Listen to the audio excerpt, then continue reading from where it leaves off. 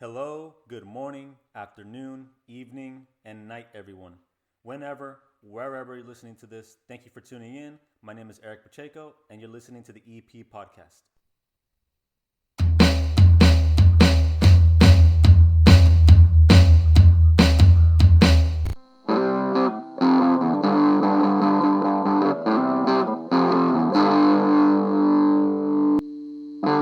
Once again, thank you for tuning in and joining me today to talk about everything science, travel, music, food, news, risque topics, and everything in between.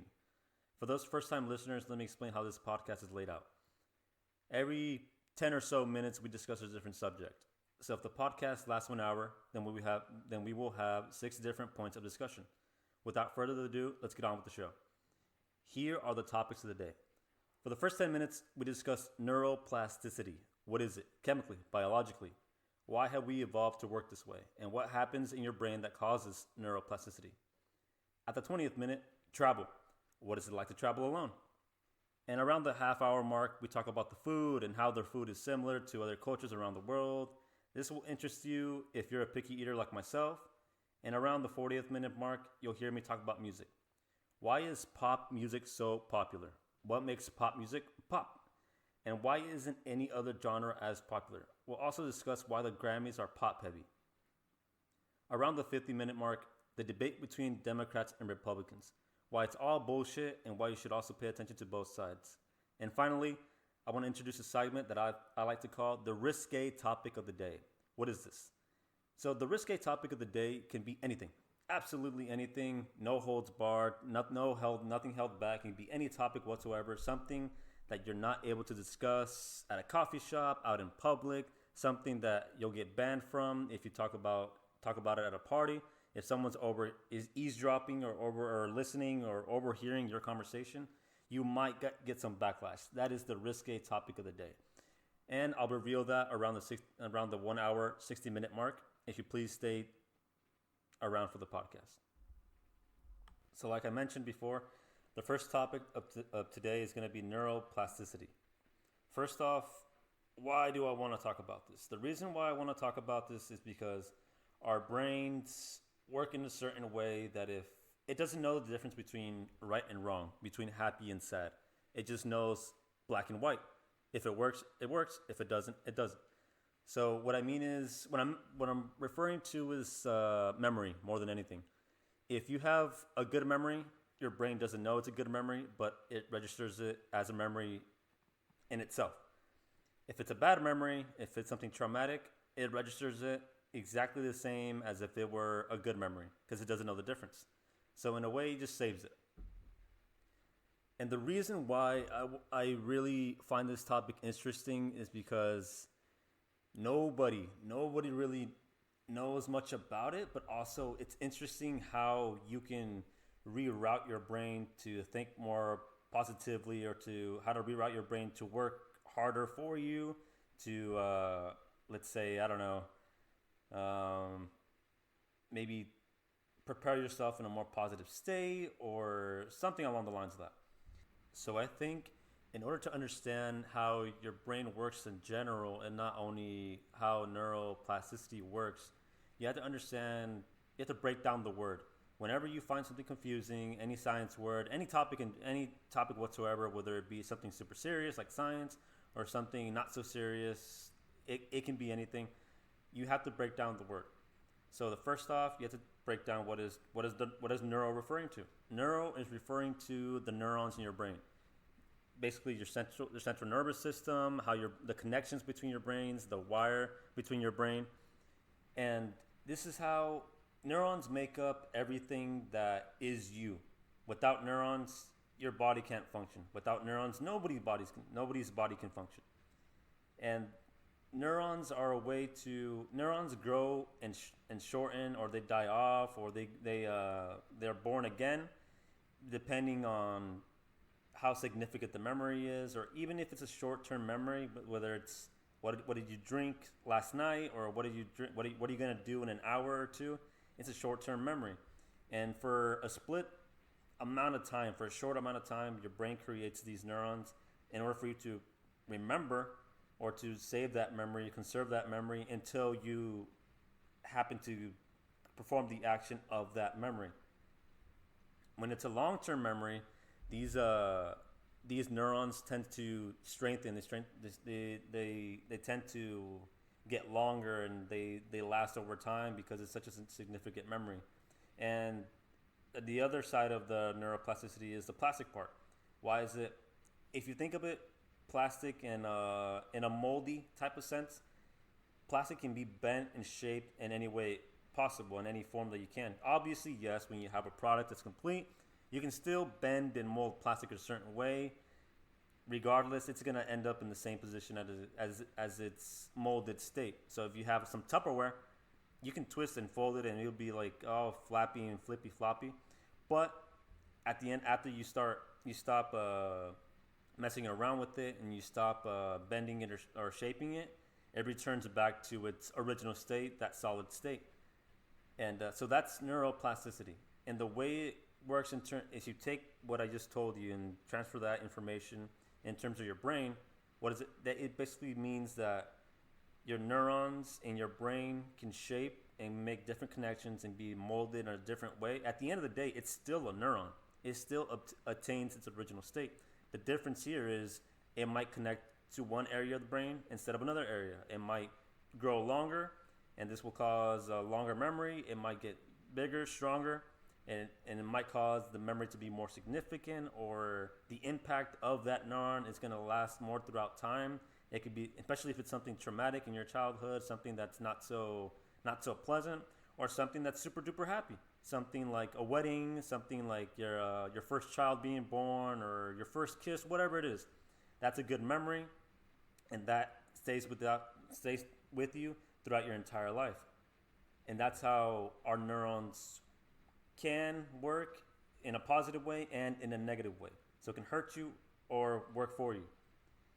And I find this topic really interesting because a lot of people nowadays tend to have more negative experiences, have more routine, daily life, boring, those dreadful days that you just don't want to wake up to. There's a reason why nobody wants to get out of bed in the morning, or most people, I would say about maybe 98% of the people don't want to get out of bed in the morning to go to work or do whatever they have to do. And the reason for this is that a lot of people look at it in a negative sense. So let's say you're like myself, like most Americans, like most people around the world, you wake up in the morning, and then there's this need to have to go to work, and then you think about what you're going to go through the day. You're thinking about, I have to commute 30 minutes, an hour, maybe to your job. You have to drive all the way over there in this freaking cold. You have to warm up your car. You have to do this or that. And then not only that, you have to clock in and punch in and then say good morning to people you don't really like, people you don't want to say good morning to. You have to put on this mask, this face. And also you think about how long your day is going to be. Okay, in 2 hours I'm taking my break. In the next 2 hours I'm taking my lunch. In the next 2 hours I'm taking another break. And hopefully in the next 2 hours I'll be ready to leave and I'll be able to clock out. But no, what if my manager says to stay a little extra longer? What if he wants me to work overtime and do this or that? And you think about all those, if you think about it in a negative sense, if you think about it in the tone and the emotion I just said it in, then you're gonna have a bad experience. You're gonna have a bad day, most likely, no matter what happens after your job or after whatever it is you had to do or whatever happened throughout the day. You're gonna have most likely a more bad day than a good day. And what I tell most people is that you have to reroute your thinking. This is where neuroplasticity takes a good turn, I gotta say. I guess like you can mold it and shape it to your advantage, even though it's your own brain. Yes, you're still thinking about it in a negative sense, but if you can start to focus more on the positive, yes, I'm referring to positive psychology. If you focus more on positive aspects of rerouting your brain or just anything that happens throughout your day. So instead of saying, I have to clock in and do this or that and talk to these people and I have to suffer this job and this and that. Even if you like your job, you might not want to wake up in the morning because it's something you have to do, not something you want to do.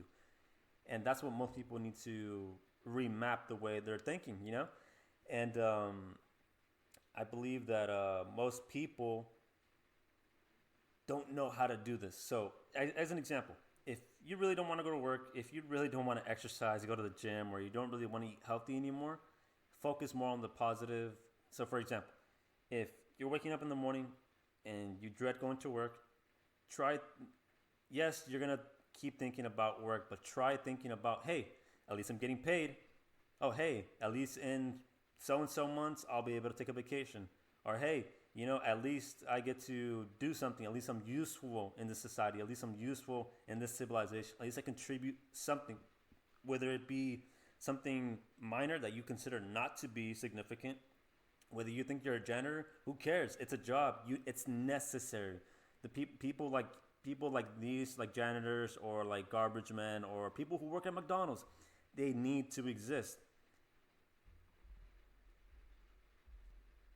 And there's absolutely nothing wrong with having a job that's considered not as respectful or not as respected, because once again they're necessary. And two, if someone was offering me 100K a year, 200K a year just to wipe down some bathrooms and clean some classrooms, hey, sign me up. I'm there the next day. Oh, but most people think about oh, someone's, I recognize this person, or I recognize that person, or that, no, that person knows me from high school, that person knows me from college, that person knows me from my other job.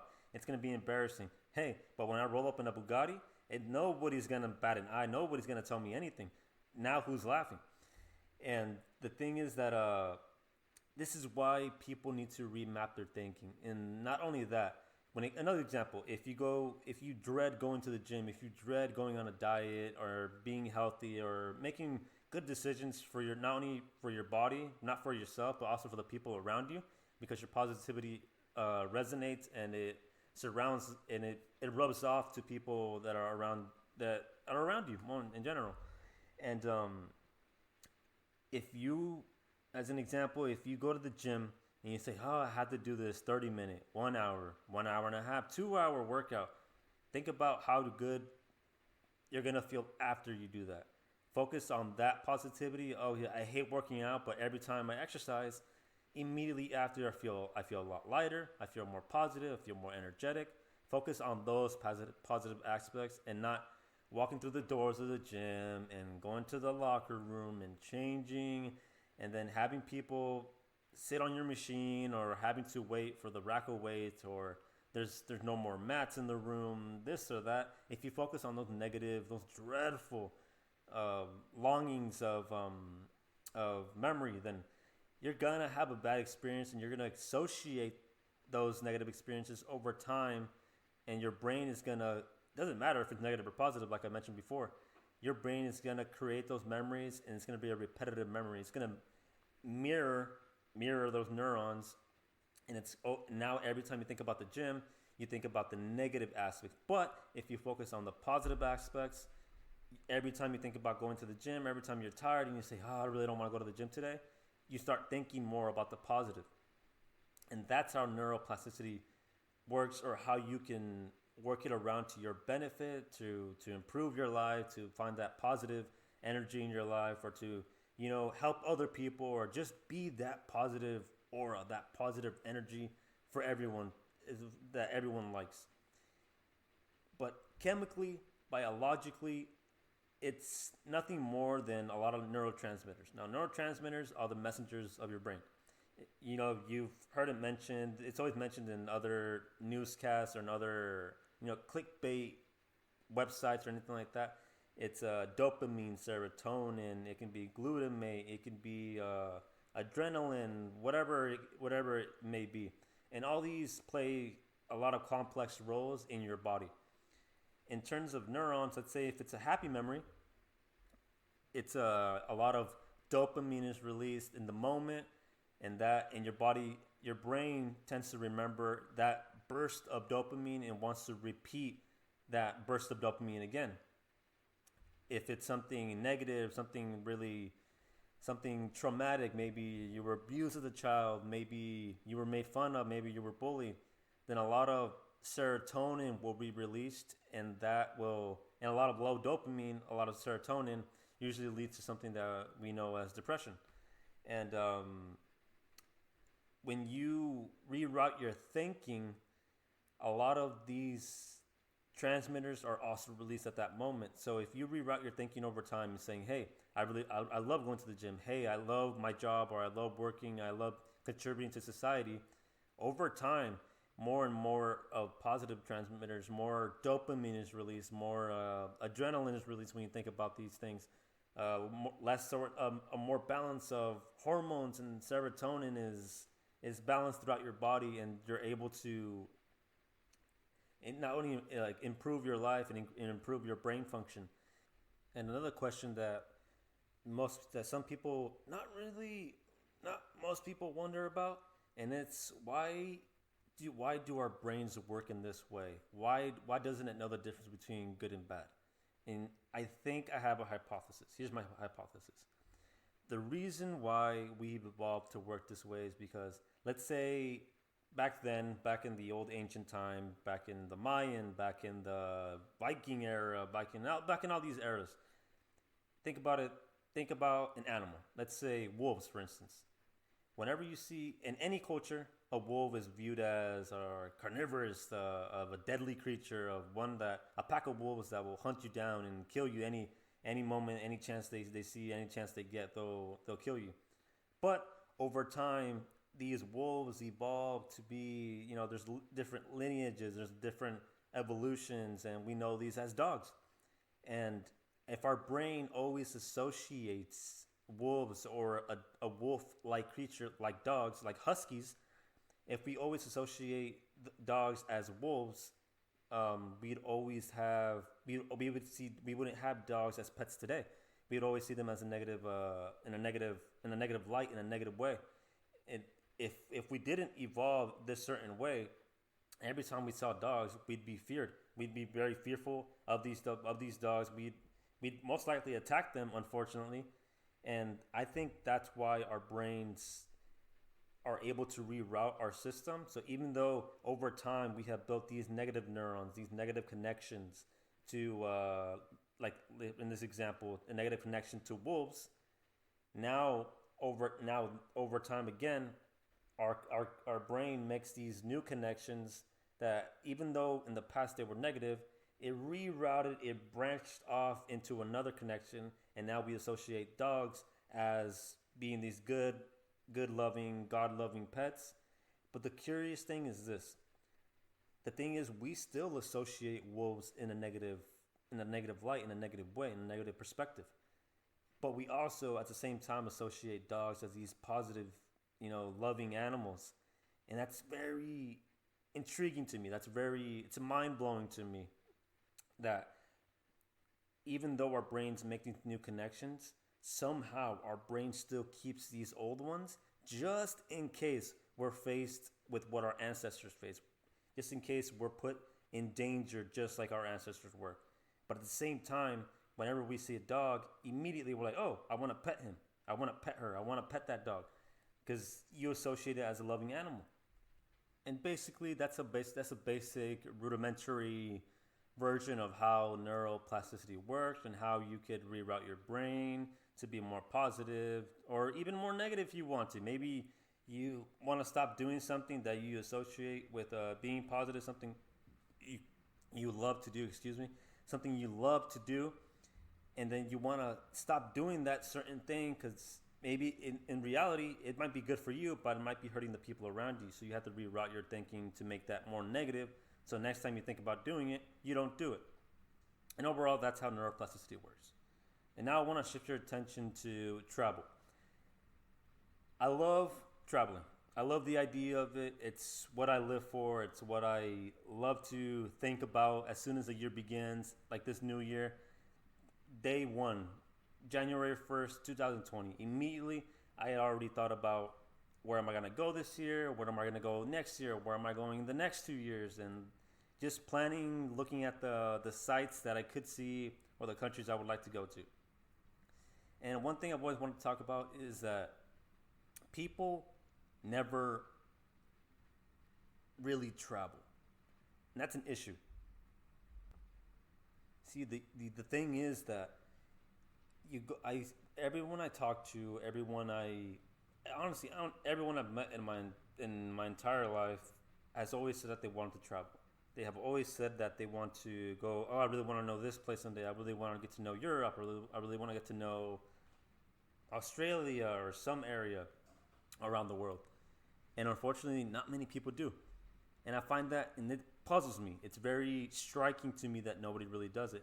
And when you really lay it down and when you really get down to the nitty gritty, a lot of people don't travel. For instance, previous generations, my parents' generation, they didn't really get to travel or have those opportunities because they were immigrants, or if your grandparents were immigrants, they didn't get the chance to travel like most of us are blessed and lucky to be able to do today. And but the thing is that at some point, like my current generation, we're all a second generation of we come from an immigrant family, and we're established, we're Americanized, we're colonized, I guess you could say. And I don't know why nobody takes the opportunity whenever they do have the time to explore and travel around the world. And some people have the fear of maybe, oh, I don't have anyone to go with, or I don't know where to go, or I don't have the money for that right now. And that in that last sentence, that last question, I don't have money for that right now. So when are you gonna have the money for that? You're never ever gonna waste your money traveling.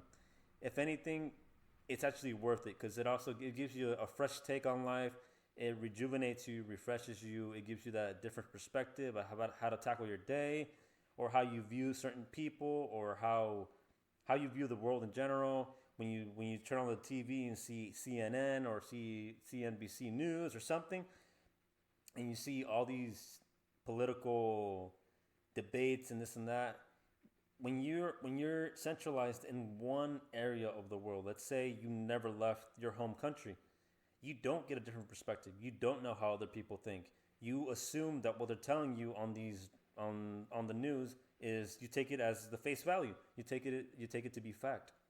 And another reason why a lot of people don't like or don't travel, or a lot of excuses I've heard is, oh, I'm working towards my education. Good for you. Oh, my job is really busy right now. Who cares? You have vacation time for a reason. That's why you have that right. Another thing is, oh, I don't have really money for that, but yet you have money to down 5 beers in one night, which is probably going to be around $30-$40. You're down to buy a bottle of whiskey, which is a cool $15. You're down to drive to a concert. The concert costs you $200. To drive there costs you a quarter tank of gas. Overall, you're going to be spending about the 200, the gas, $50, 250. Then you buy food and you buy drinks at the concert. Overall, you're just looking at a $300 day. If you can take that money, that $300, those $15 from the bottle of whiskey, that $5 for every beer you bought, and somehow put it aside and say, you know what? Tonight I'm not going out. You know what? I don't really want to go to that concert. And you reassess and reposition your monetary values. And that's what I find very frustrating, not only of my generation nowadays, but also the previous generation. You know, most of our, if you're from an immigrant family, your parents usually came from some way, or your grandparents came from some way to this country, and they didn't have the chance at the beginning to travel anywhere. But nowadays, now that they're older, now that they're more established, they do have the time to travel. And it surprises me that no one is propelled, no one has that urge, that fire to go out and explore the world, to have an adventure, to have a really good memory. Because, guys, your life is really short. You have such a short amount of time on this earth, and you're gonna focus on slaving yourself for a job that's gonna replace you in the next day. They're gonna take it for example. I recently got hired at a position, and I left 2 days later. Why? Because I hated it. I didn't. The culture was just horrible. Everybody hated working there. The company wasn't really wasn't really respecting me. Wasn't really giving me what I requested. Even though I have the merit, and I have the know-how, the experience to ask for certain benefits, for certain values. And I left that job because I'm not wasting my time going somewhere that I don't want to be to. I don't want to be at. Why would I waste my time that doing something I don't want to do? Granted, some people say, "Oh, well, you don't have as many bills as I do, or you don't have so and so bills." Look, I have bills. I have more bills than some other people. I have less bills than some other people. The thing is, here is your monetary spending. That's what in reality, what you need to reassess. And what I really want to focus on is I want to push and propel people into traveling more frequently, or to get that gear in their mind saying, "Hey, he's right. Why don't I do that? Why am I stuck at this job that I hate? Why am I not doing what I want to do on this earth with the short time that I have?" And for those of you who are afraid to travel, who say, "Hey, I don't know any other languages. I don't know. I've never been out of my home country. I've never been out of my home state. I've never been out of my hometown. I have no idea what it looks like over there, how to get around, how to this or that." So I want to give you guys my experience. From the beginning, a lot of people were telling me that they were afraid for me. "Oh, be careful, they're gonna kidnap you." I've seen Taken, everybody's seen Taken. It's not like that whatsoever. So that's well, before I go into that, let's just keep talking about what I'm talking about right now. And that's yeah, people kept telling me that I had to be careful, that people mug you out there, that people would knife you out there, people will rob your bags or this or that. Have some common sense, guys. For me personally, I live in California. If I go to San Francisco, my first thought isn't, "Oh, hey, he's definitely a tourist. I'm going to steal from him." And think about it. I'm a common person just like the rest of you. Everybody in these major cities, whether it be San Francisco, whether it be LA, whether it be New York or Miami or any of these places, the everybody thinks the same way for the most part. Nobody's first instinct is to cause harm. Granted, are there people who do want to steal, or who do choose that lifestyle and make those decisions? Of course there are, but that's why you stay in the central part of the city. If you stay, for instance, I went to London. When I went to London, I stayed on the main path. I stayed in the central city. I stayed in London, where Big Ben is, where Buckingham Palace is, where the London Eye is, where Shakespeare's Globe is. All these areas, the downtown, the main area of the city. But if you branch out and you stay out at 2, 3 in the morning, first of all, as a tourist, what the hell are you doing out in the middle of some place that you really don't know at 2, 3 in the morning? People who are out at that time are most likely looking for trouble. They're not looking to get home. They're not looking to grab a bite to eat. They're looking to cause harm or look for some form of trouble. And if you're out there looking like a tourist on your phone with a map, and you have a backpack on, and you look like you're not prepared for the weather out there, or you're wearing a certain brand that they might not carry out there, you're a perfect target. Immediately, they're gonna call you out. But if you stay out, just like in your hometown, just like anywhere in the world, if you stay in the where all the people are, where the populace is, you're completely safe, guys. I had no issue. I had no one look at me a funny way. I had no one try to do anything with me. No one talked to me in a funny way. It's common sense, guys. And when you go to these places, it's like I said. I keep reusing the word common sense. It's when you had your belongings with you. All I took was a suitcase full of clothes, a guitar, and a backpack to carry my headphones or my water bottle, things like that. I was backpacking through Europe, to coin the phrase. And whenever every hotel I went to has a safety deposit box, they have a safe in every room that you put the code for, that they have instructions on how to use. And like I said, you input your code. Not the hotel doesn't know what it is. Only you know what it is. No one else should know, or no one else is gonna know what your code is. And what I would do is I would put my passport or anything of significance, something that no matter what happens, this is all I need to get out or to go back home. And that, to me, my choice was the passport. And I left some of my cash, not all of it, some of it in the safety deposit box as well, just in case. You have to prepare for these eventualities. Even though I was confident that nothing was going to happen to me, you never know. So, and that's what scares a lot of people. That you never know of traveling. But the truth is, I had no negative experiences. Nobody came up to me. Like I said, nobody tried anything funny, and that's because even though I was completely lost in some cases, I was completely lost at 9, 10 o'clock at night. I was getting worried. How am I getting back to my hotel? My hotel is 30 minutes away in a car, and as a walk, it's 2, 3 hours away.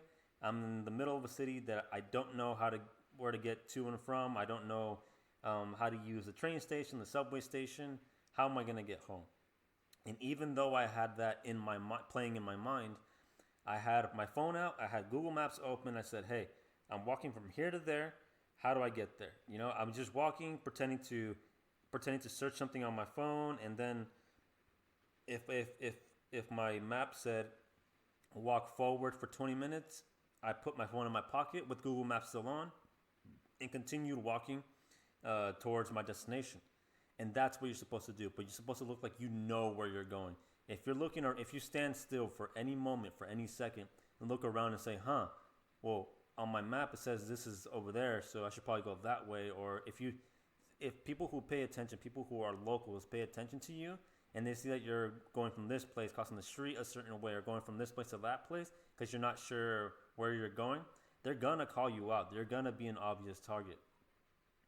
And so that's a word of advice. Know what you're doing, even when you don't know what you're doing.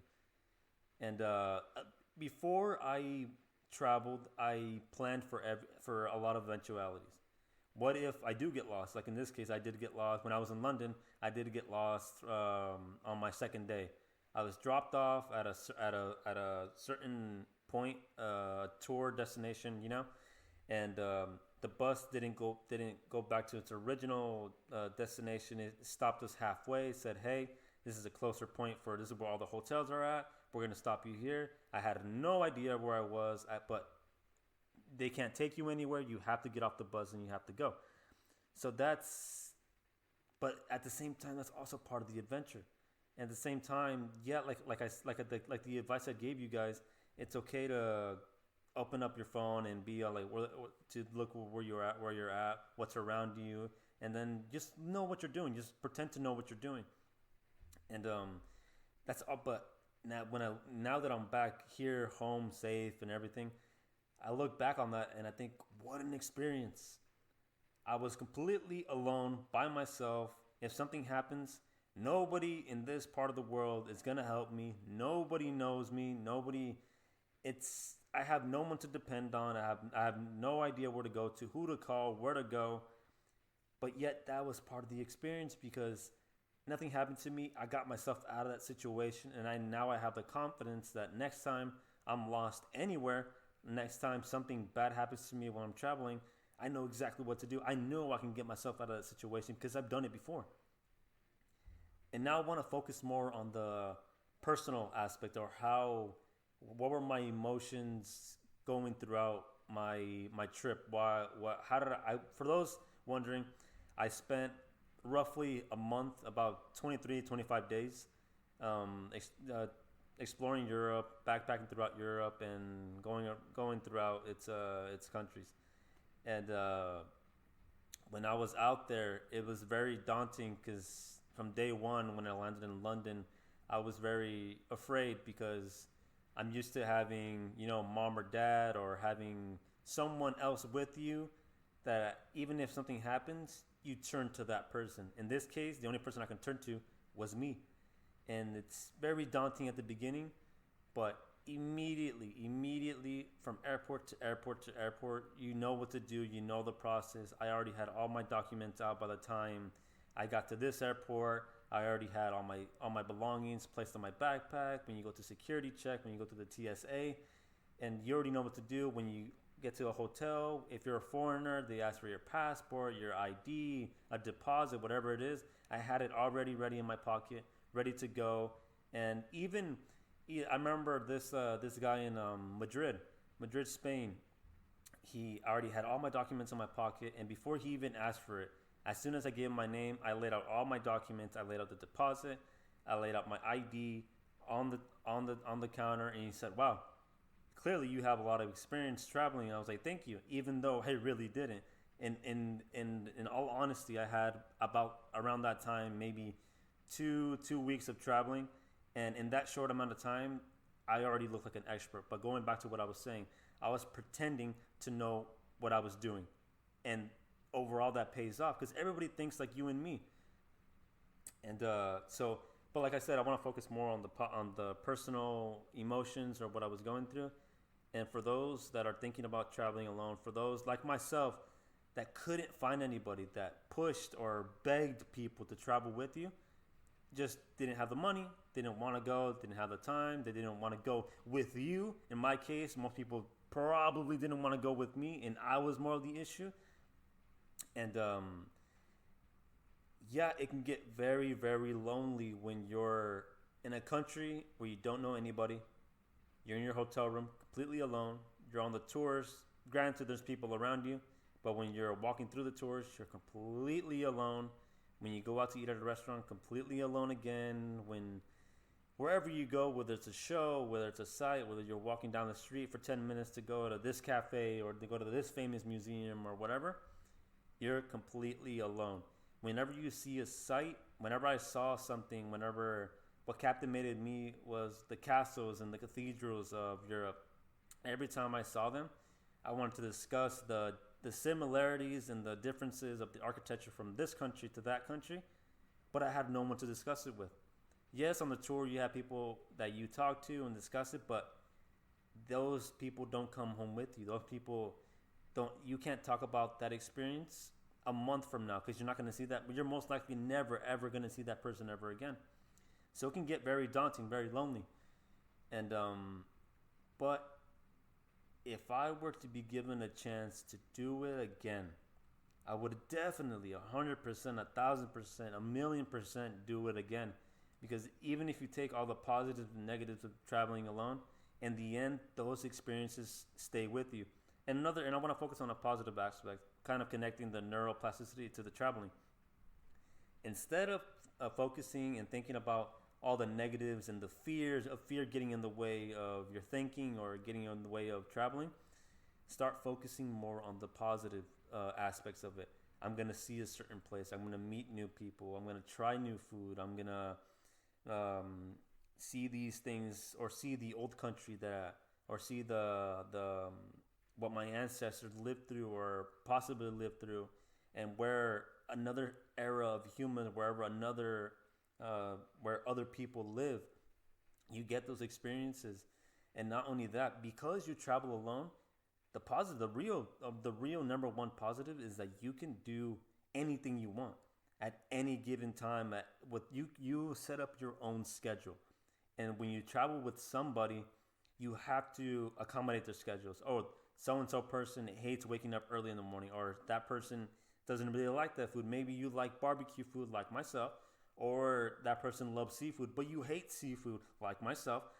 And so now you have to accommodate and say, what do we both like? Oh, so and so likes Italian food. I like pizza. Sure, I'll go with Italian food. We'll eat there. And maybe, okay, I really love historical tours. I like going to museums, castles, cathedrals, this or that. But that person rather go do something more exciting, going on a gondola or going on a skiing trip or something more adrenaline like. And you're not really fit for that. Yes, you would like to do it, but that's not all you want to do. Maybe that person wants to go bar hopping in the middle of the night and experience the nightlife. Maybe you want to go to bed early, so in the morning when you go on that historical tour, you're completely awake, you're attentive to what you're doing, to what you're seeing, and you absorb all that in a greater capacity. So that's the benefits of traveling alone and why I recommend it.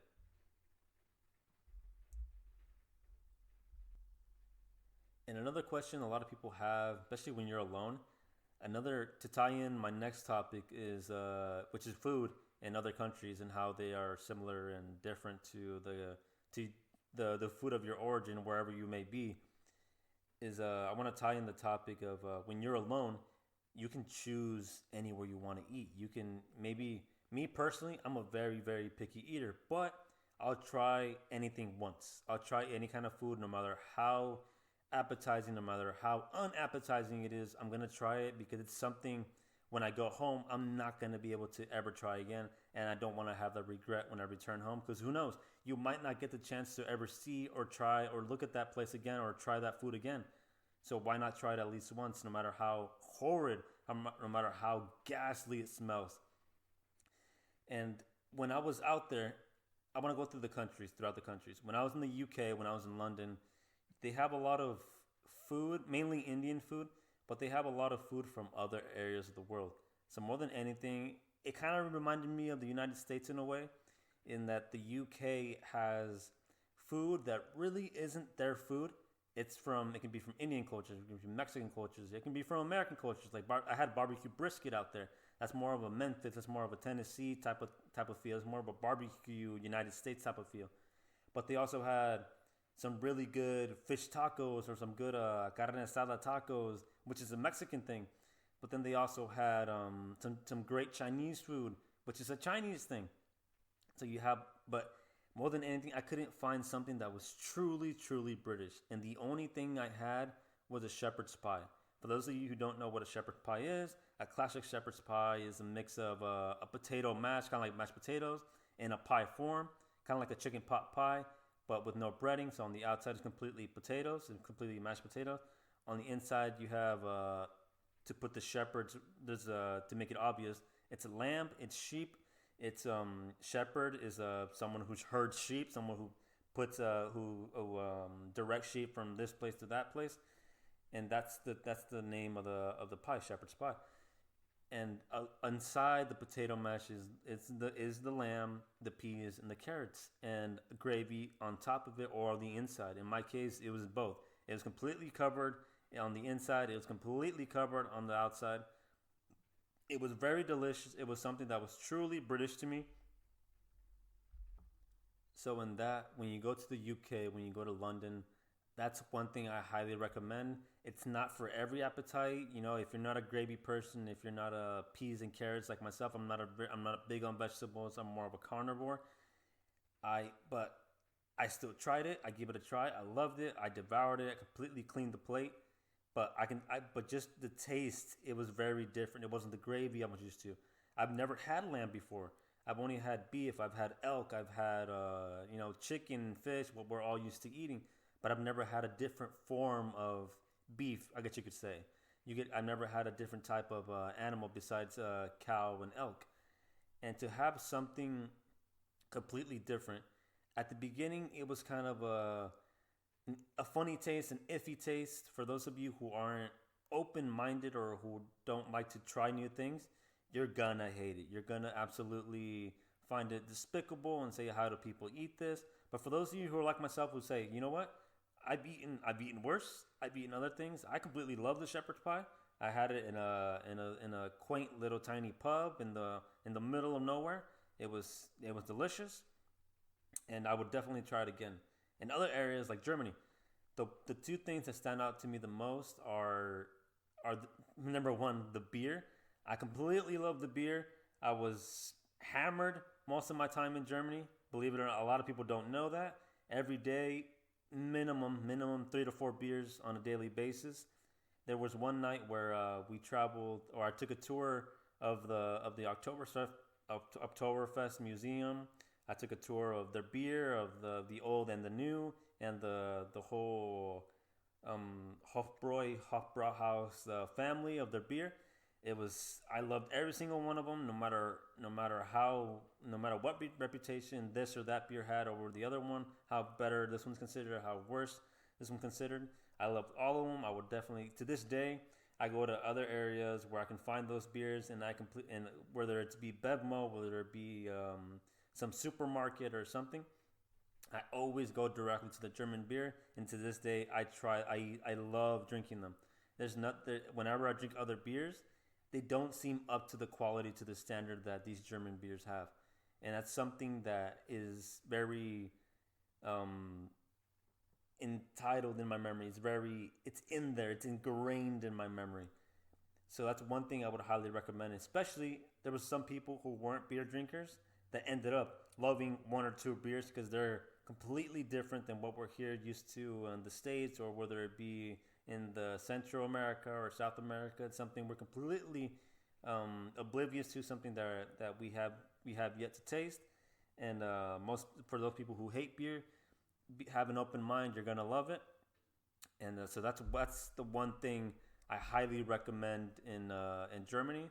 And now moving on to Italy, there was not one thing in Italy that I did not like. I loved all the food, everything, absolutely everything was delicious. Granted, the country wasn't the best out of the countries I went to, but their food is top notch, number one. I can see why Italian food is revered everywhere you go. Why every country seems to have an Italian restaurant, but not every country has, let's say, an Indian restaurant or an Australian restaurant or something along a Japanese restaurant. But every single country, even in Mexico, they have Italian restaurants everywhere for that reason, because it's that good. And in my case, I tried the classics that we're all used to, the whole Americanized mentality, the lasagna, the pizza, the pasta, spaghetti and meatballs, all those traditional things. And if you're a picky eater like myself, I don't care. They completely covered all the food I ate in olive oil. I hate oily, buttery foods, but I completely cleaned my plate, almost licked it off. I even, whenever I was offered bread with as an appetizer, I used the bread and completely wiped around the plate and ate the bread as well. I'm not a big person on bread either, and I killed it. And also, their drinks, their cappuccinos, ladies and gentlemen, their cappuccinos, their coffee is bar none. Absolutely bar none.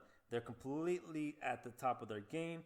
I have yet to taste another cappuccino, another macchiato, another Americano, another espresso like I did in Italy. It's by far the best in the world, and I can see why Italian espressos and Italian coffee in general is held up to the highest standard among coffee drinkers or anybody in the world. And also, their pizza is nothing like we're used to.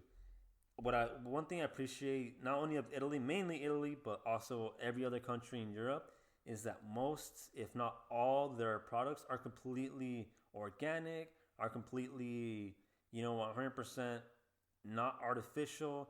I immediately saw the difference in the color, the taste, the texture, everything. The way the cheese separated from the pizza, I was like, that is not pasteurized, that is not artificial cheese. And that's one thing that I take with me to this day. Now, when I see the food, the Italian food we have here in the States, whether it be Olive Garden or something, yes, I still, for those wondering, yes, I still enjoy Olive Garden. I still love Olive Garden.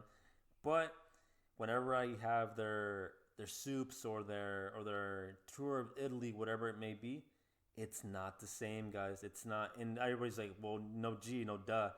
The thing is that it's the same kind of food, the same type of food, it's the same products, whether it be a chicken parmesan, whether it be a spaghetti and meatball, it's the exact same product and the exact same items.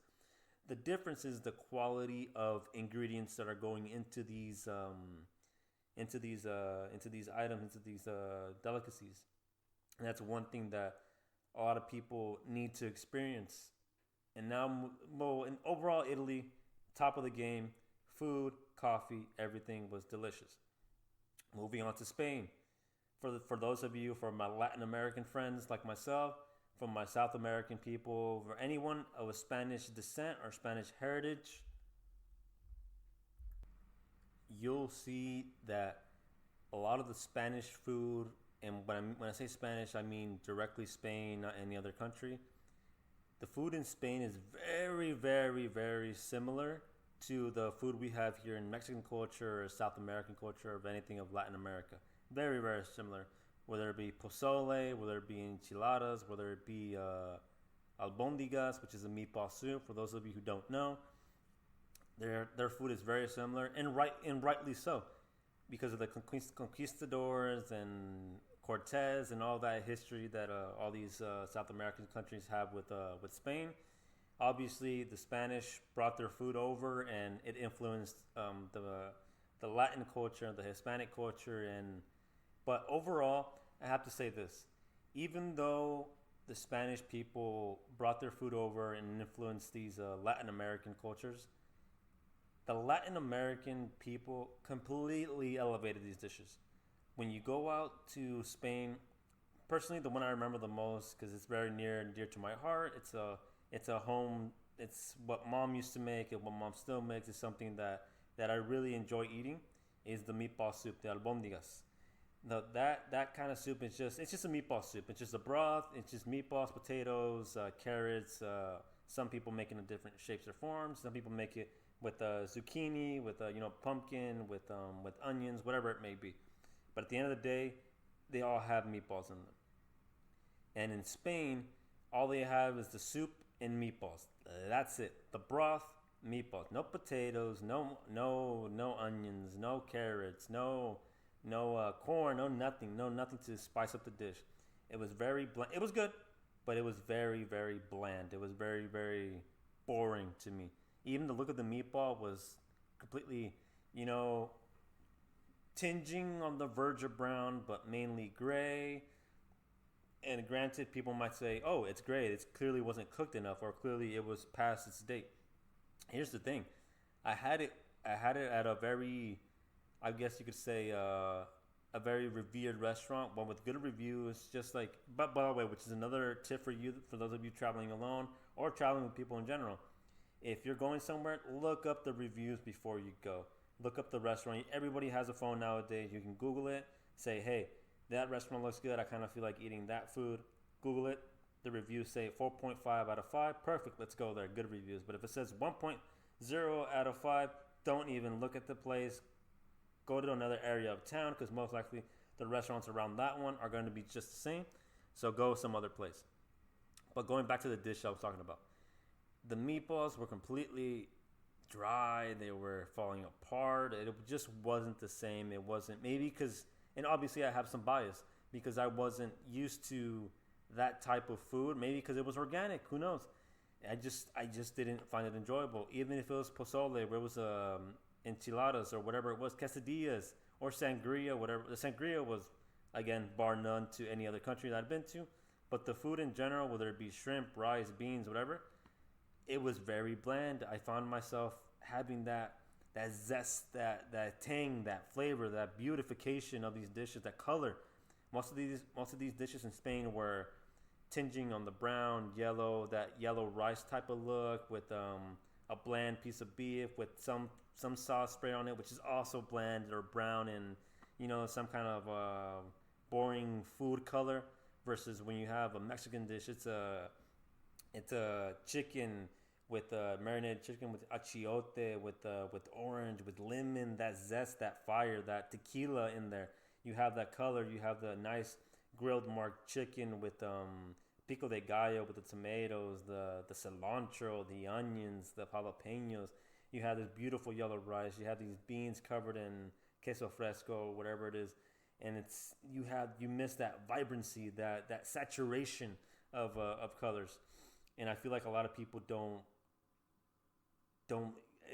avoid that, or they don't see that comparison or don't make that comparison. And that was my experience with the food in Spain, and that's the similarities that I see between the Latin American culture and the Spanish culture. Also, the differences is the taste and the texture and what I mentioned before. And finally, I ended up in France, and that's the destination I saved the best for last because that's somewhere I really really wanted to go throughout my childhood, throughout my middle school, high school, college years. I've been dying to go.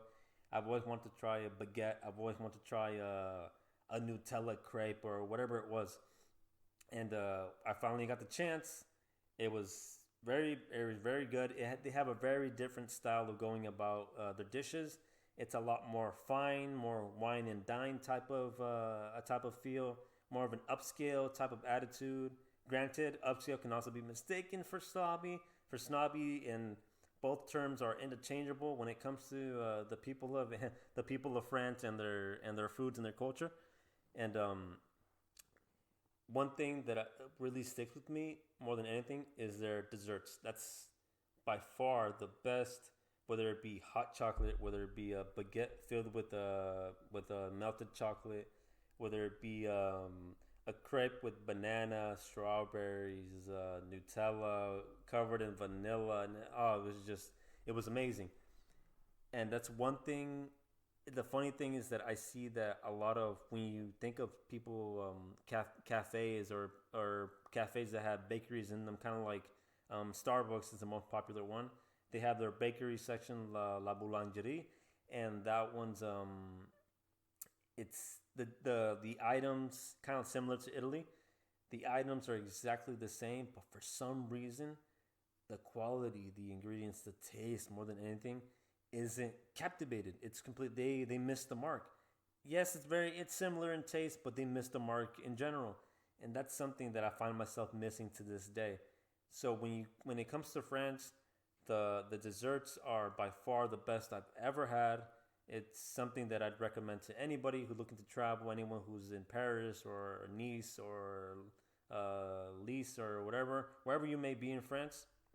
It's gonna be for sure end up in the dessert section. Go to the chocolate cravers, to all you dessert monsters. Definitely go there.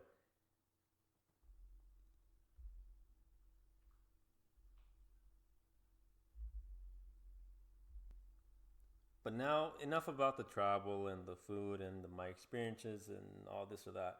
Let's get back to something that I find a little more interesting or just as interesting: music.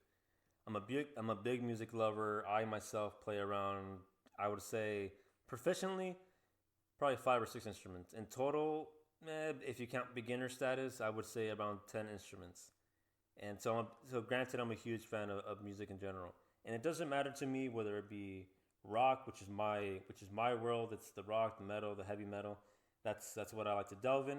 Whether it be that, whether it be pop, whether it be reggae, whether it be Latin music or any form or genre of music, to me, good music is good music, and any true musician always favors a certain genre, like we all do. But at the end of the day, if it's a good song, if it's a good beat or a good instrumental or whatever it may be, it's good at the end of the day. And even though you might hate hearing it on the radio, it's something that's good in general, that's going to be lived throughout history. But what I really want to talk about is pop music. I want to know why pop music is so popular. Why, for those wondering, I also, for those looking for merit, or so, who are you to talk about music? What makes you? I wouldn't say a music expert, but what gives you the right to throw your hat into the ring in terms of music and criticizing it?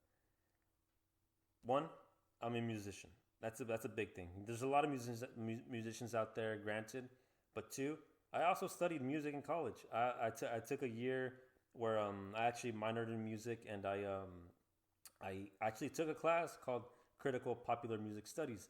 Grant, it was one of those classes that is kind of an elective, but also something that you wouldn't mind doing because it's something you know about. And I ended up completely falling in love with it. And more than anything, the title of that class is what the class was: Critical Popular Music Studies. So it was looking into the pop music throughout history, throughout the 20s, 30s, 40s, 50s, 60s, 70s, 80s, 2000s, and 2010, throughout the decades, and focusing on the biggest songs, the top five, the top 10 songs of that decade, and what made them pop, what made them so popular.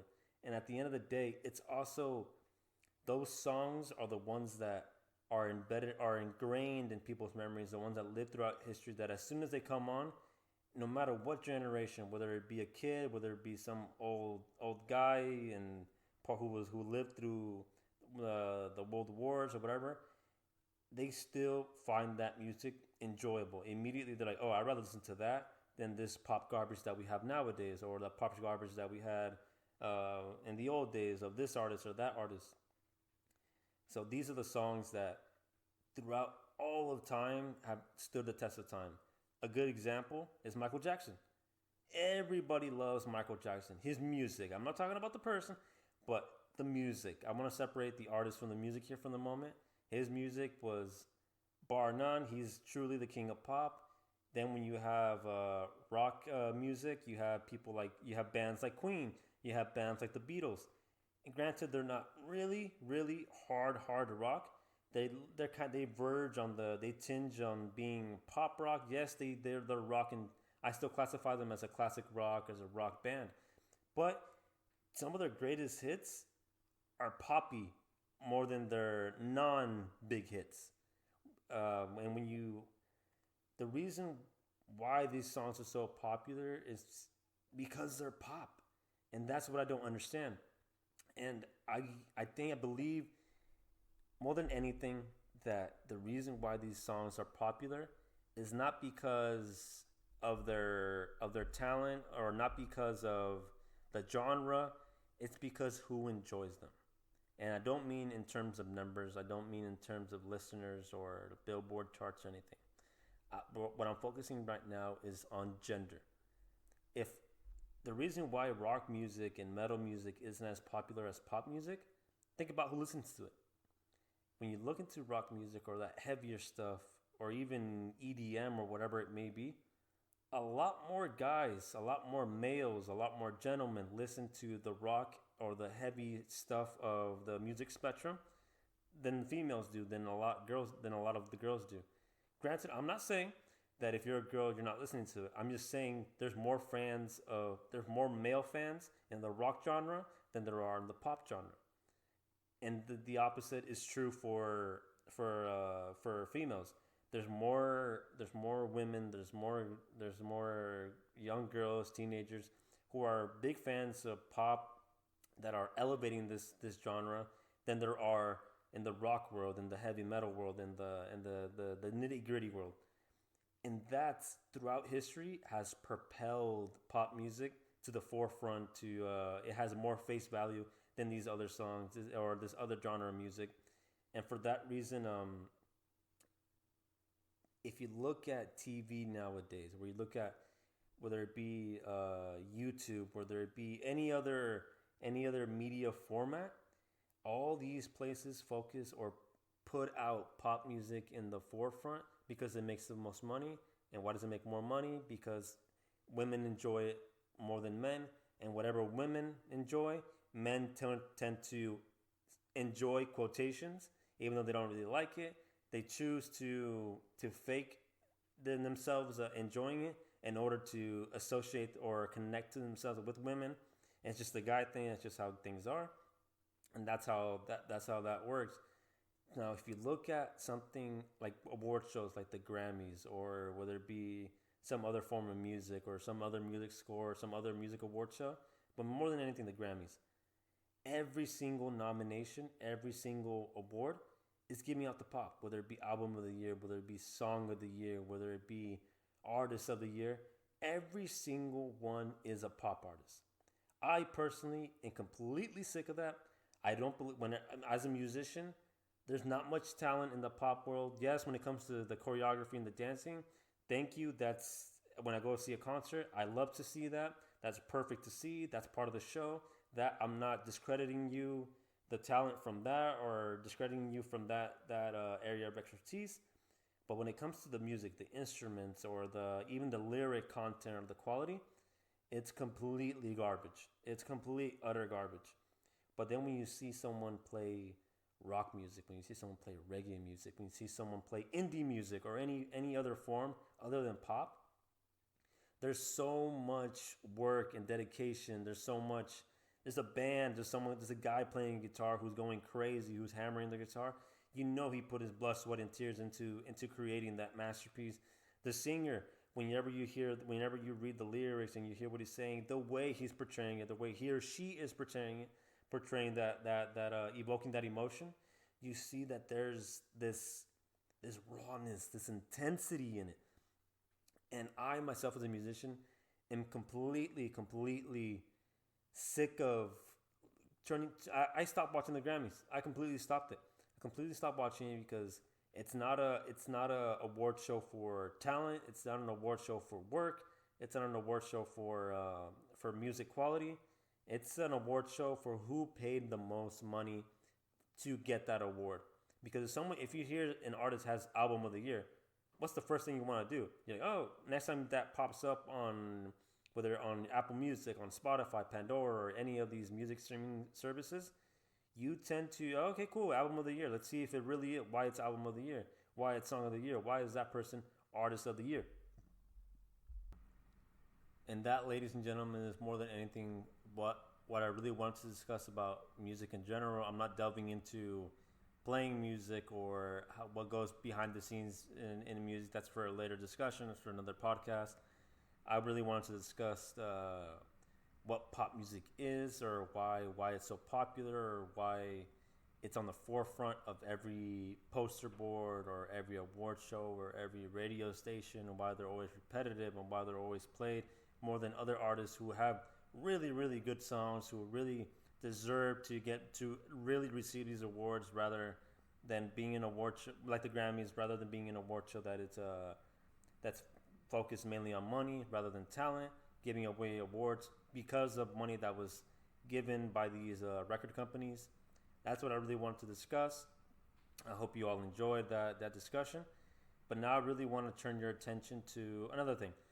There's recently you see these debates between Democrats and Republicans. Now I don't mention any other party because let's be honest. Unfortunately, in this society that we live in, this capitalist society in the United States, there's no other party that has any chance of winning. No other independent party, whether it be the Peace Party, whether it be the Libertarian Party, whether it be the Centralist Party, no matter what it is, these people have no chance. I'm sorry. I personally have heard some libertarians that do make a lot of sense. I don't necessarily agree 100% with them, but they do make somewhat of sense. And what I'm missing after seeing these debates, and the reason why I'm so sick of these Democrats and Republican debates, is that no one really answers the question. If you pay attention to the moderator and what they're asking, just keep that question at the front, not the back, at the front of your mind, and listen to what these people are saying. So keep repeating the question and listen to what these people are saying. And a question is asked. Let's say, a basic question. What do you think about the economy, or how are you going to change the economy for hardworking Americans? And you hear these politicians answer the question in a backhanded type of way, in a shadowy type of way. They basically, in a way that they can get away with saying, "Oh, I answered it," but not really. And what I mean is, let's say one candidate might say, "Hey, you know what? I think the environment is affecting this and that. My policies on environment are going to change the world, and that's why you should vote for me." But the question was referring to economy. How are you going to change the economy to the Americans? And other things. If another candidate might say, well, he or she talks about the environment, but what we really need to focus on is the troubles here at home. You know, there's a lot of issues. There's a lot of forest fires going on around the world, and this and that. And long story short, they don't answer the question. It's nothing but a flex. It's nothing but themselves trying to propel their status, or trying to get more airtime, or saying, "Hey, I got a minute," versus someone who got 40 seconds of speaking time. And the person who has the most time at the end of the debate gets the most recognition on news outlets, whether it be American TV, Spanish TV, World News, BBC, CNN, Fox News, whatever it may be. The person who spoke the most has the most potential for highlights. Just like sports, the person who makes the most plays is going to get the most highlights, is going to get the better stats. And that translates directly to politics. The person who talks the most, the person who gives the most ideas, is the one who has the most potential to win the candidacy, to win the vote for their party and the vote in general. But I find that these ideas, or this connection, or how nowadays it's more of a media play. It's not really focusing on the politics of how it's affecting everyday lives of hardworking people, and not just Americans, but everyone around the world. And it's nothing but a media play to say, "Hey, I want to be president. I'm gonna be president, but I'm not really gonna change anything." And I'm so sick of it. It's such BS. It's such bullshit. And whenever you hear these politicians speak, whether it be a Democrat or Republican, they're all bullshit. They're all under the same umbrella. Whether you want to argue that, oh, so and so believes this, yeah, but they signed a document saying this, or in their state, a Republican might have signed against gun control. But then when he's speaking in front of everyone on CNN or on Fox News, he says, "No, I'm for gun control." It's something idiotic to me. It's something that really I think most Americans or most people in general, even any form of politics around the world, we're sick of it. We're sick of and nobody answering the question, no one directly telling the truth, no one saying, "Hey, what do you think about this?" "Okay, this is what I think about it. Next question. Thank you for asking it." But at the same time, even though I believe it's all bullshit, I also believe that you need to pay attention to both sides, and that's the issue that I see with most people. Most people are hardcore Democrats or hardcore Republicans or hardcore this party or this belief or for guns against gun control. Me personally, if you ask my opinion, I'm against gun control. I want to keep my guns. If you focus on me, I'm not a gun owner, but even with all these mass shootings, the problem isn't guns, guys. The problem is the people committing these crimes and the people who are bullying these mass shooters, the people who are affecting them, whether it be the parents, or whether it be the siblings, whether it be the so-called friends, or the people surround the teachers, or anybody who has an influence on that individual's life. Those are the people who are partly responsible for affecting the outcome of what they did. I'm not saying they're responsible, that they should be punished for it, but they should reconsider their actions or reassess how they go about treating people, because that's the real issue. The gun isn't the issue. But at the same time, I don't like that some backwoods, some buck wild guy in the middle of Alabama has I don't know a huge military grade machine gun for no reason. There's some people who have 100 plus guns, and for what? Yes, I understand if you're a gun collector, if you like collecting antiques, this or that, but why do you need an extended mag? Why do you need all these things? Yes, like if you want to go out to the gun range, cool. Have all your upgrades, all your this or that, and attach it to your gun. Do whatever you want, but why do you why do you want to keep it at home? Why do you have this mentality that you're gonna get attacked one day? Why are you gung ho about it? So at the end of the day, you have to look at both sides. Yes, I want to keep my guns. I'm not gonna give up my Second Amendment, but at the same time, there's some things that probably shouldn't be available to the general public. It should be tougher for people to get guns, and I'm not saying that it should be made impossible. I'm just saying that there should be a greater background check, not just background checks, but you need to go to a psychologist and say, "Hey, why do you want this gun? I want to know the person. I want to know the person buying the gun. I want to know the person behind that mentality. I want to know the deep nitty gritty person of who's purchasing that rifle, that machine gun, or that shotgun." And I feel like most people just completely neglect one side because their peers are for that side, or they either go with the masses or they go against the masses. They choose a side. But in reality, I have never in my lifetime seen a candidate that legitimately presents both sides of the argument, that says, "Hey, guys, we're wrong on this legislation. Why don't we, decrease taxes here but increase taxes here? Why don't we, level out the taxes for the rich, but at the same time, let's not increase the taxes on the poor?"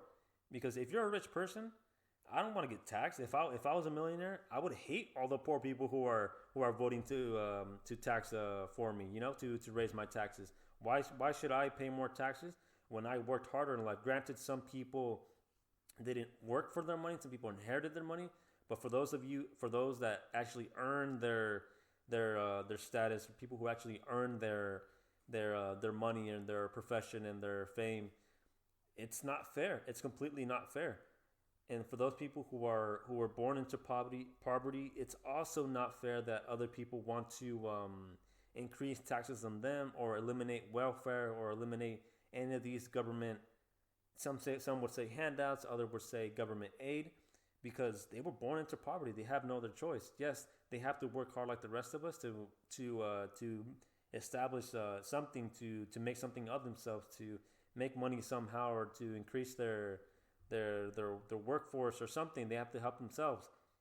But at the same time, why are we working against them or trying to keep them there when it was just a strike of luck? They were just born into a poor family, while this other person was born into a rich family. It's just a strike of luck. And I find it very frustrating that no candidate, none of them argue for either side, or none of them present both sides of the equation, or no one says this or that. They either focus on this on a liberal perspective because they want to get the votes of the liberals, and they want to eventually, in the long run, be president and be remembered in history, or they focus more on the right wing, hardcore Republican conservatism, and they stick to the guns even though they don't believe in it. They stick to it because they're representing that party, and that's what they need to believe, not necessarily what they want to believe. And as a person, as a common American, as a hardworking American, it's very, very frustrating that the government doesn't really care about you. They don't really want to help you out. They don't want to. No president has ever really helped me. No president, no politician has ever really petitioned for me. And a lot of people say, oh, well, if you don't like what a lot of politicians say, if you don't like the policies in your area, or how things are being run in your community, or then run for office yourself. But even then, unfortunately, you need some form of, whether it be money, whether it be some form of power, or some form of title that says, hey, I can change this and have no one working against you. And that's one thing that a lot of these candidates, which is why I find it very frustrating, which is why I understand them too, why I feel for these candidates, whether it be liberals or conservatives, because even though they believe something, even though they want to present a certain policy or a certain legislation, they can't, because in their pockets are companies that say, no, we don't want that legislation. If you present that policy or present that idea, we're no longer going to fund your campaign. We're no longer going to fund your career or this or that. And it'd be very frustrating to be a politician. So I understand that perspective as well. But regardless, and more than anything, what I want you guys to look into and to put into your minds, or to elevate your thinking, is pay attention to the whole story. Don't just focus on one singular form of thinking. Don't focus on one idea. Don't take what you see at face value. If someone says something, look into their background as well. Who are they to talk about science? Who are they to talk about a certain policy, whether it be about taxes or this or that? Focus on how honest they're being. When someone, right away, we all have a BS detector. We all have a lie detector built in. Some are better than others, but at the end of the day, we all have those hairs on the back of our neck that tell us this person's lying to me. If a candidate is lying to you right away, don't vote for them. Don't I immediately, you lose all merit with me. All the ethical conduct is completely out the window. I no longer want to really consider you a candidate. Just like what happened between the Trump and Clinton presidency, when I didn't want to vote for any of them, for either of them, but I was forced to vote for one candidate over the other, even though they were both giving me nothing but BS, nothing but lies. I had to vote for one because people have people. I was I wouldn't say it. Maybe victim is for lack of a better term. I was a victim of my surroundings. Everybody said, whatever you do, don't vote for that Republican, don't vote for Trump, for that reason, because they told me not to. So I personally I voted for Clinton, even though I knew she was lying. I knew she was completely feeding me lies. At the same time, you have this and people who don't say it, people don't like to say it, but yes, what Trump says is very very racist. When he was running for presidency, it was very racial slurs. I'll say it, and that's the only reason why I didn't vote for him, because he wanted that wall, because he said that one form of people are the problem. That's that reminded me of that Hitler Nazi era of how he said, even though he didn't believe it himself, he blamed one form of people for what's wrong with his surroundings and this or that, and it gave me the hairs on the back of my neck stood up whenever Trump would say something against the Mexican people and the Mexican culture. For that exact reason, I did not vote for him, no matter how good his policies were, no matter how convincing he may have sounded, may have spoken. I didn't vote for him for those reasons. How can you vote for someone that blames one people for the rest of the world's problems? At the same time, you have someone like Clinton wants to who presents a certain policy for this thing or that thing, and they make completely no sense. And it finds out that she has a lot of shady business in her backyard. And when you see that, no matter even if the allegations or the accusations are false, you can't help but think, even though these allegations may be false, there's some truth behind to them, and that's the conspiracy theorist inside me or behind, thinking for me. But if someone is shady, if someone is doing something that's a little iffy to you, it's because they most likely are. Yeah, they might not have done this thing or that thing, or what the news is portraying them to be, or they might not be the villain. But someone who's being portrayed a villain is for a reason, because they have some funny business going on. But more than anything, guys, I want you guys to get thinking and think about the entire spectrum, not just one idea or this idea or what your friends say or what your family say. I want you to think for yourself and what you believe in, and if you don't believe in it, don't like it, don't listen to it, whatever. And if you do believe in it, listen to it or focus on it. You go with the candidate that you feel most comfortable with.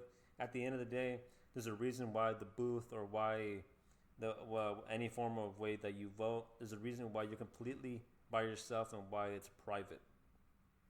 And that's what I want you guys to take away from this. Just think for yourself. Focus on all. Don't take everything at face value and look at both sides.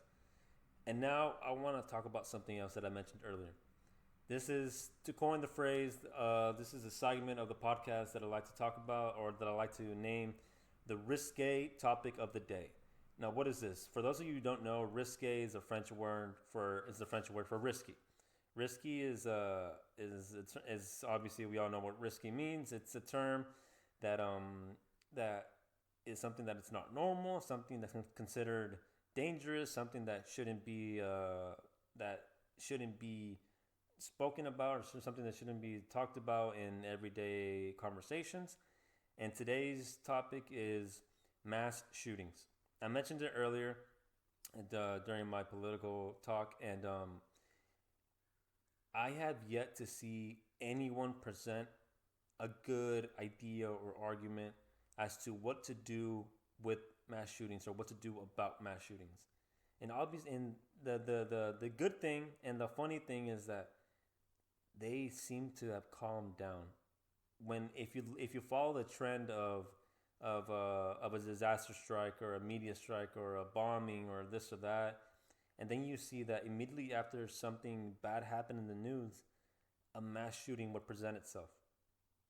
every time, whether it be the Vegas shooting, whether it be the El Paso shootings, whether it be the Orlando shootings, whatever it may be, um, you see that something before happened in politics that this mass shooting is now covering.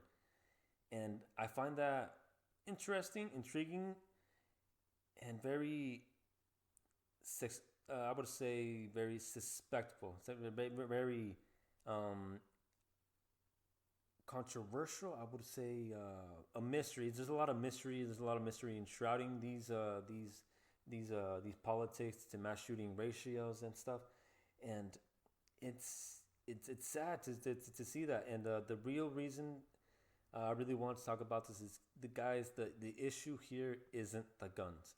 Is it can an argument be made? Of course, an argument can be made. In fact, it has been made.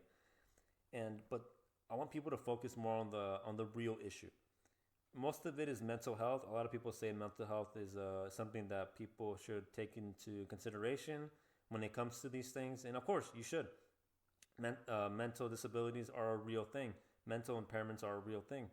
But every single mass shooter has the same characteristics. The one thing that they all have is that they're all very lonely. Yes, they might have people. They might have a mom or dad or friends or so-called friends, to put it in quotations, and they might have people surrounding them. But that doesn't necessarily mean they're in good company or that they're not alone. They At the end of the day, you might have people around you, but at night you might be lost in your own thoughts. You might feel as though no one completely understands you.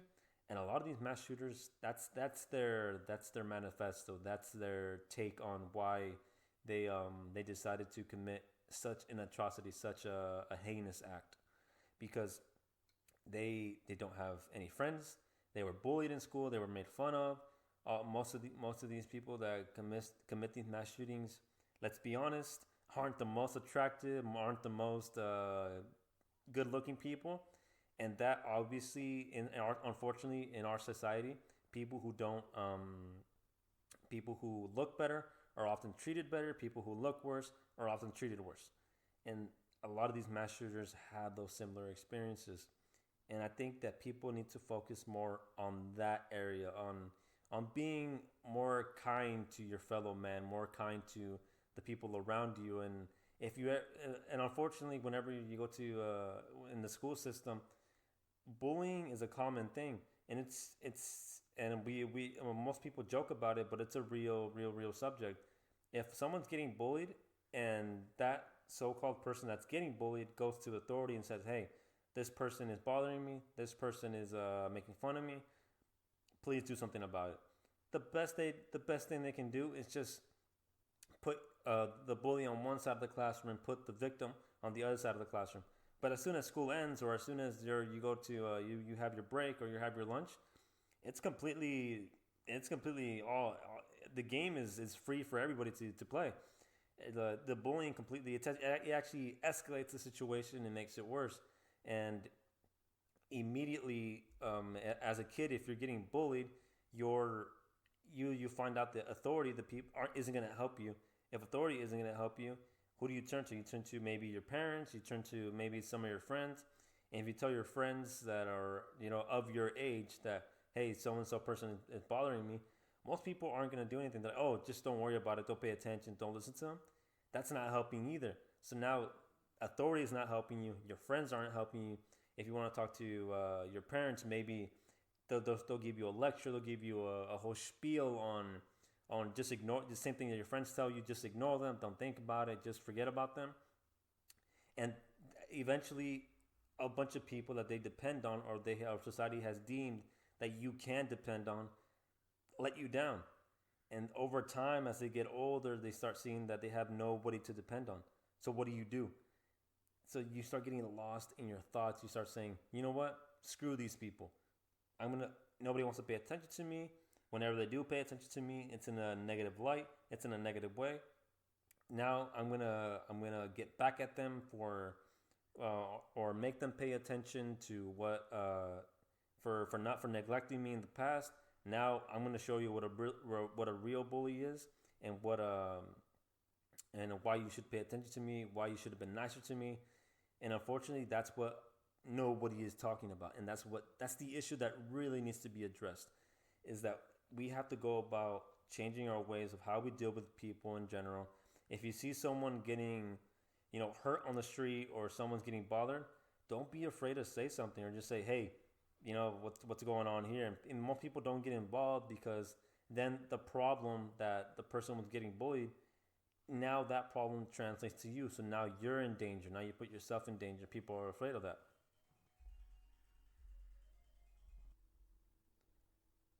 And that's more than anything, that's my take on my short take. I guess you would say, on the mass shooting perspective. That's one thing I wanted to present, that most people don't really, that they know about but don't talk about, that I have yet to hear about. Well, that was the podcast for today, ladies and gentlemen. Once again, my name is Eric Pacheco. Thank you for tuning in. This is the EP Podcast. You can find us on all social media platforms at the EP Podcast, and on YouTube at the EP Podcast. Thank you very much. Have a great day.